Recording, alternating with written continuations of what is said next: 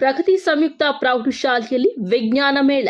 ಚಿಕ್ಕಬಳ್ಳಾಪುರ ಜಿಲ್ಲೆಯ ಚಿಂತಾಮಣಿ ನಗರದ ಎಂಜಿ ರಸ್ತೆಯಲ್ಲಿರುವ ಪ್ರಗತಿ ಶಾಲೆಯಲ್ಲಿ ವಿಜ್ಞಾನ ಮೇಳ ಕಾರ್ಯಕ್ರಮವನ್ನು ಶನಿವಾರ ಶಾಲೆಯ ಆವರಣದಲ್ಲಿ ಹಮ್ಮಿಕೊಳ್ಳಲಾಗಿತ್ತು.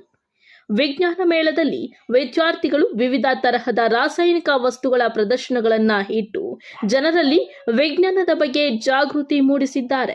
ಇನ್ನು ವಿಜ್ಞಾನ ಮೇಳದಲ್ಲಿ ಶಾಲೆಯ ಸಹ ಶಿಕ್ಷಕರು, ವಿದ್ಯಾರ್ಥಿಗಳ ಪೋಷಕರು ಹಾಗೂ ವಿದ್ಯಾರ್ಥಿಗಳು ಹಾಜರಿದ್ದರು. Salman Pasha, Chintamani.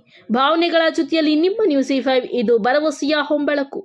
I'm studying in 9th standard, Pragati Composite High School.